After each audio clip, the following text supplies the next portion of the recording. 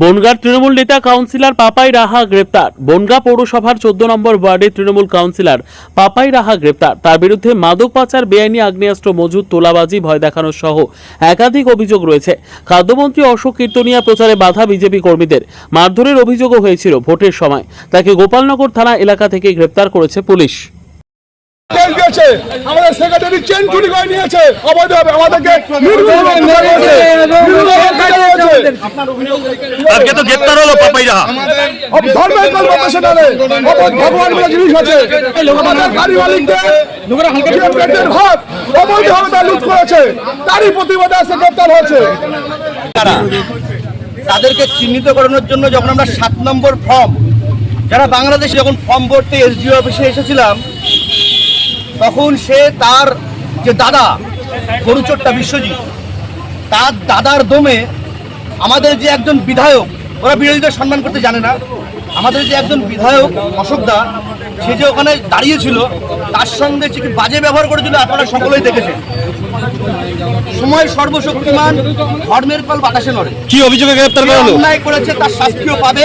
খালি মাত্র শুধুমাত্র একটা অভিযোগ বললে কম হয়ে যাবে, প্রচুর পরিমাণে অভিযোগ আছে ওর বিরুদ্ধে। আমরা 14 নম্বর ওয়ার্ডে ক্যাম্পেনিংয়ে গেছিলাম।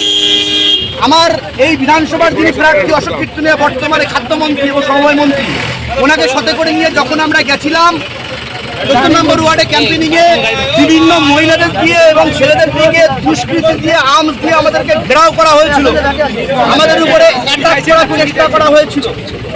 সেই সাথে সাথে ওখান থেকে আরো একটা কথা বলে, আমাদের যারা মতুয়া, যারা দলপতি ছিল, তাদের আচারমালা ছিঁড়ে দেওয়া হয়েছিল, সোনার চেন ছিঁড়ে নেওয়া হয়েছিল, আমাদের অনেক ছেলেকে বিনা কারণে মারা হয়েছিল।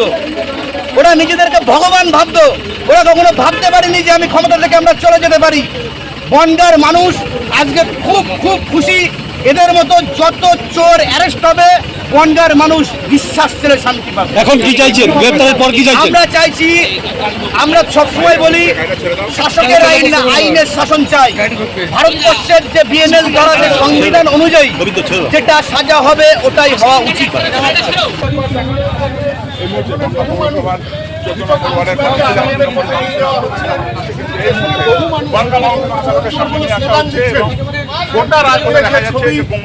রাজ্যে পালা পরিবর্তনের পর দেখা গিয়েছে একই ছবি বনগাঁতে। এবার তৃণমূল কাউন্সিলর এদিন গোপালনগর এলাকা থেকে গ্রেপ্তার হয়। গ্রেপ্তারের পর তাকে দড়ি সরিয়ে পেছনে বিজেপি কর্মী সমর্থকরা স্লোগান দিচ্ছে এবং এই